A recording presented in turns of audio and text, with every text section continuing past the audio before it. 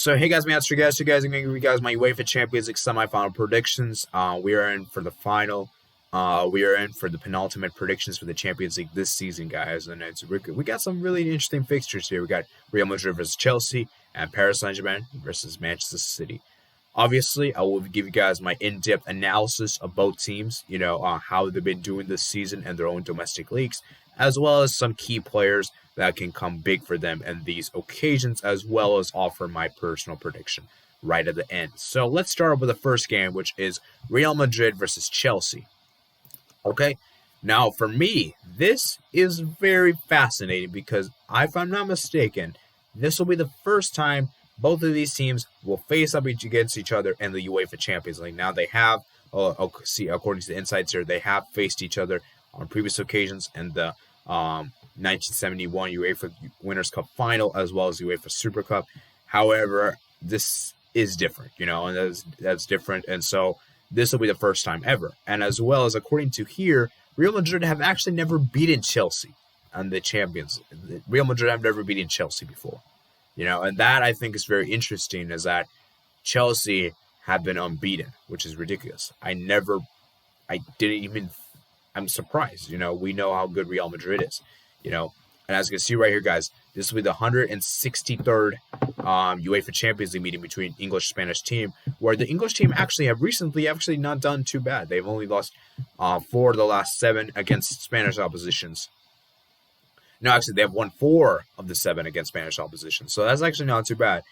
Whereas that was twice as many as in the previous 20. So, yeah, as you can see, guys, it's a lot better than what they have done recently. So, yeah, man.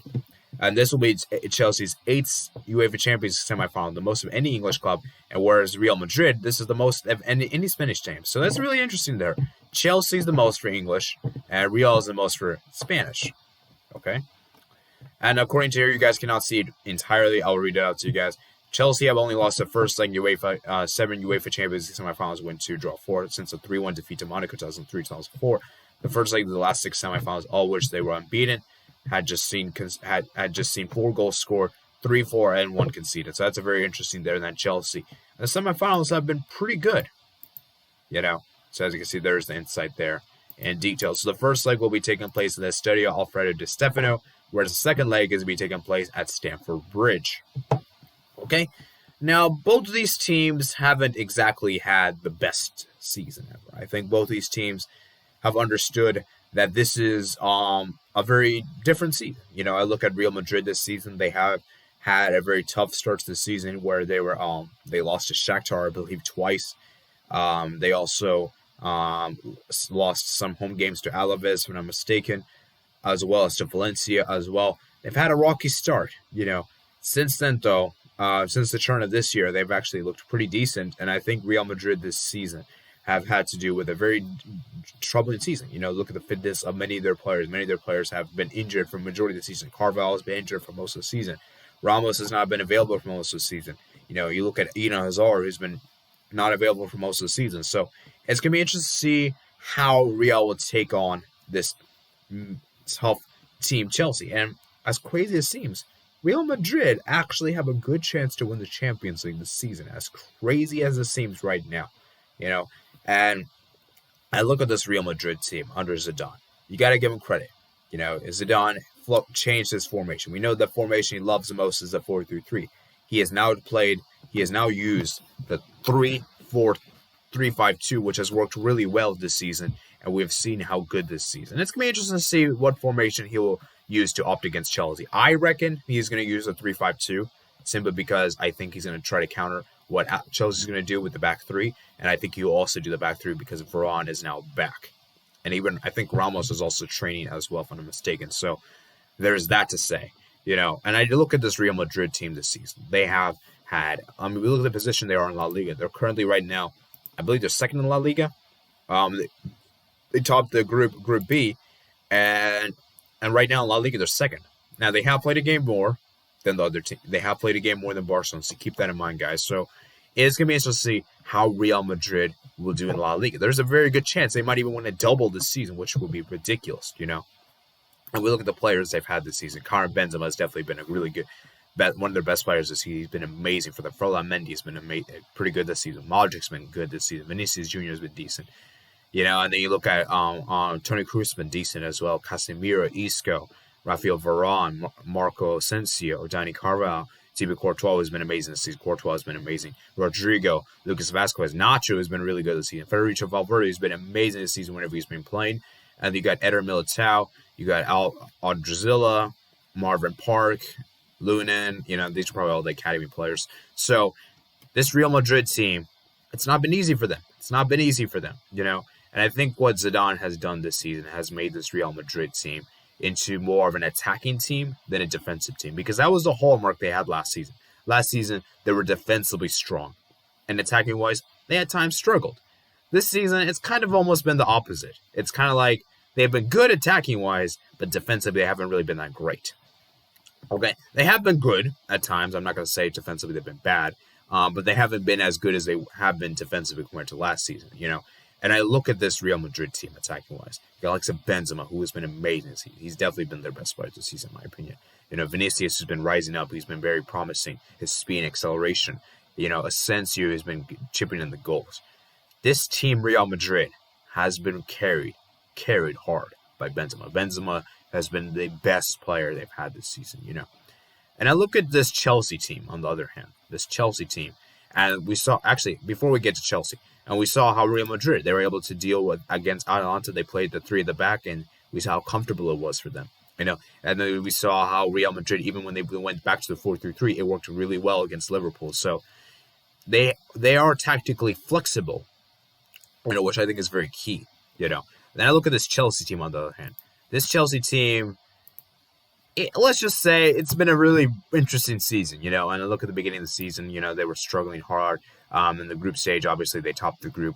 Group E with Sevilla, Krasnodar, Rennes, and then obviously in the round of 16 they faced Atletico Madrid, which they dispatched very comfortably indeed. And then against Porto, they got the job done the first leg. They got the job done the first leg and the second leg. They didn't really have much to play for, and basically it was just a ridiculous goal that just happened. And then I look at their place in the Premier League. They have been doing very interesting indeed. Right now, they're currently fourth in the league. It's very competitive. And I feel like for me, that could also take the pressure off Chelsea, and that they might focus more on that compared to the Champions League because they need to secure top four, And I look at the key players this season. The players this season have been great. Ziyech's been amazing. Ziyech's been good when he's been fit. Pulisic has been decent. Werner has been kind of a mixed bag. Werner has not been that great. He's not been that bad. He's been good in the number of assists, but he hasn't really been that good in the goal-scoring department. Mason Mount's actually been good. Edward Mendy's been great. Havertz has actually looked quite decent, and Olivier Giroud has come up clutch when needed. Kepa Arrizabalaga has, should we even speak about him? He's actually done not too bad in the recent games, to be fair. Thiago Silva has been a great addition. N'Golo Kante has been good. Hudson-Odoi has been good. Tammy Abraham, Ben Chilwell, Jorginho. This Chelsea team has a lot of depth. And I think that could be a very good advantage for Chelsea coming into this, is that they have more depth and they have more fit players compared to Real Madrid. That could come in handy. And obviously, they have some former players. Some players have played for both teams, actually. The three players that played for both teams, to my knowledge, are Eden Hazard, Thibaut Courtois, and Mateo Kovacic. So those are the three players that played for both teams. So I'm sure they would like to. I'm sure it'll be a very emotional test for all three of these players against their former team. And I look at this Tuchel, what he has done this season. He has made Chelsea so strong defensively this season, which I find very impressive. And attacking-wise, they haven't really had a player that they can call upon for the attack. You look at Real Madrid, right? You got Benzema. Whereas Chelsea, you don't really have that kind of player. You don't have that kind of player that who's gonna do it, right? So that's, for me, is very worrying for Chelsea, in that their attack hasn't been that consistent this season, which I do think could be worrying, especially against an informed Real Madrid team this season. And so, yeah, man. So with all that said and done, guys, it now leads me on to my prediction. Which team do I think is going to make it through?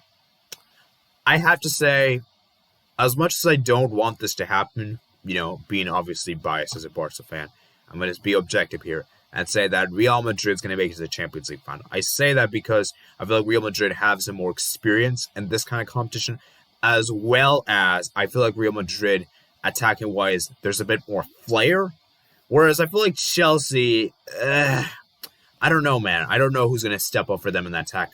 I don't know if Chelsea have that kind of clutch player in that attack. Whereas for Real Madrid, I know they're going to have some clutch players. Benzema will come clutch. Asensio might come clutch. Vinicius might come clutch as well. So I have a sneaky feeling that Real Madrid's going to do it, guys. But man, it's going to be very close. I think Chelsea will push them all the way. I could see this going to penalties and extra time. And yeah, guys, it's going to be very close indeed. So I'm going to say Real Madrid makes it through just about.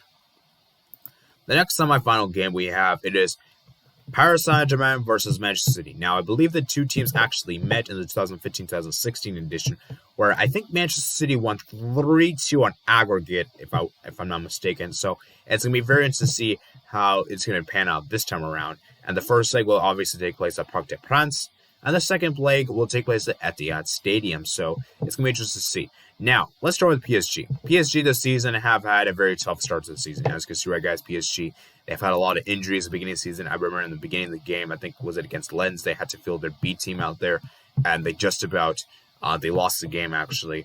And it's been a tough start to them, and I look at what they've been doing in League One. They haven't really been that great. And I look at what they did. Actually, let's look at the Champions League form real quick before we get into League One. So as you can see, guys, in a very tough group, they had RB Leipzig, Manchester United, Istanbul, Başakşehir here, and they've been pushed all the way. They only accumulated 12 points.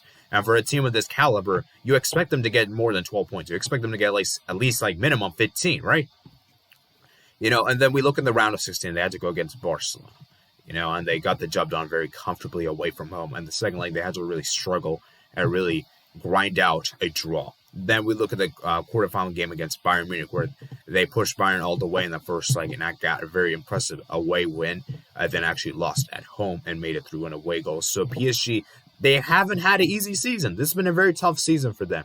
And we look at their League One table. Currently, as things stand right now, they're currently second in their league, 69 points, 33 games played. And it's going all the way down to the wire. You see how close the League One table is. It's all the teams are basically, the top four is basically separated by a point, which is ridiculous, And I look at this PSG team. The players they've had this season have been, Neymar, Mbappe, Di Maria, Navas, Icardi, Moise Kean, Verratti, Marquinhos, Rafinha, Choupo-Moting, Draxler. Actually, why is Choupo-Moting here? He shouldn't be on here. Draxler, Paredes. Why is Thiago Silva there? Shouldn't be on there. Florenzi, Diallo, Bernat, Idrissa Gueye, Kimpembe, Bakker. The list goes on and on, okay? And I just feel as though this PSG team this season, there's something I feel about PSG this season that this might be their year. This might be the year. And even though I did talk, I will admit that in my predictions video, I did disrespect them. Maybe it's too much, and I probably should have given them more respect in the quarterfinal prediction. I kind of pushed past that when they had against Barcelona just because of how bad Barcelona were. But to be fair, I think they played very well indeed. So I have to give them more respect. I look at that partnership in the back, Marquinhos, Kimpembe, which in my opinion is a very underrated center back partnership. I think it's been one of the best center back partnerships in the world, in my opinion. And I look at how great Neymar and Mbappe are as a duo. And I think this is very interesting. I think PSG have a real chance to do something this season. They have a real chance, And I look at Manchester City. And despite how good Manchester City have been this season, I don't think Manchester City Manchester City have been really tested this season. I look at the Group C, Porto, Olympiacos, Marseille. You expect them to. It was very comfortable in the end. And then we look at the Premier League. Premier League's been a joke to them. It's basically done and dusted. They were 11 points clear, and they've looked really good indeed, And then I look at the players they got this season, got Kevin De Bruyne, Sergio Aguero, Phil Foden, Riyad Mahrez, Ilkay Gundogan, Raheem Sterling, Ruben Diaz, Rodri, Gabriel Jesus, Ederson, Ferran Torres, John Stones, João Cancelo, Bernardo Silva, Zinchenko, Mendy, Garcia, Ake, Zach Steffen, Emerick Laporte, Fernandinho, Kyle Walker, and then we can go on and on. So for me in this one, I think it's very, very key here is to see how Pep will approach this, because we know that Pep Guardiola, he loves to go for everything. And in these kind of games, there is a great chance he can overthink. He can very overthink. He could probably put Bernardo Silva as a false nine, as he did against Borussia Dortmund. And look at what he did in the round of 16. They eased past Gladbach easily, 4-0. Then they had a pretty difficult 2 legs against Dortmund, 4-2. And in my opinion, I think if Dortmund had Sancho, and I think if I think if Dortmund had Sancho, the tie would have been a lot closer. I don't know if I still think City might have done it, but I don't think it would have been. It would have been very different. Let's just put it that way. And I think Sancho's absence was very huge was a huge loss for Dortmund.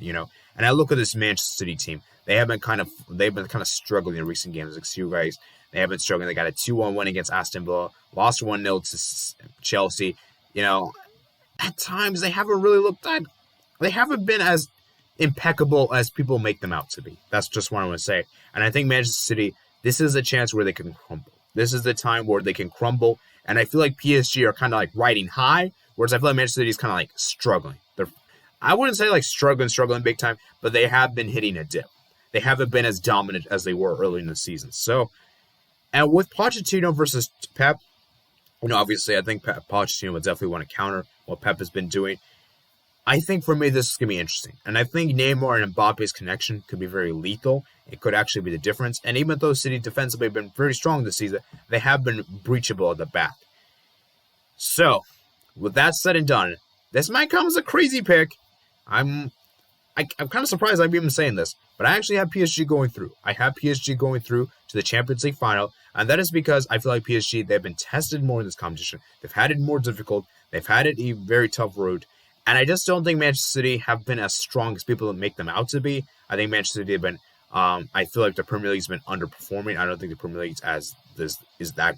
I think the teams of the Premier League have been underperforming this season, and which is the reason why I think Manchester City are going to come in here complacent. I feel like complacency might creep in, and I just don't think Manchester City have the right mentality to win the Champions League. I don't think their mentality is there yet, and we saw how the second team for Manchester City can really struggle.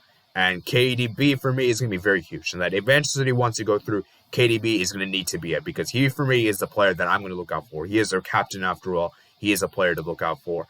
And so, yeah, man. Manchester City, they're defensively. They've been very strong this season. Attacking-wise, they've been kind of struggling. And I just feel as though this will be very cagey. I think this will be very cagey. I don't think this will be as high scoring as people may seem. I could see this being very low scoring. I could see this going to penalties, extra time, even away goals. I could see this just one coming just down to which team has a better defense, But at the end of the day, I'm going to have to say PSG makes it through. So that is my Champions League predictions, guys. I am predicting PSG and Real Madrid to make it to the Champions League final. And so, yeah, guys. So I hope you guys remember to comment, subscribe. Check out my description below for my Twitter, Discord, and my email. And I'll see you guys later. Peace out.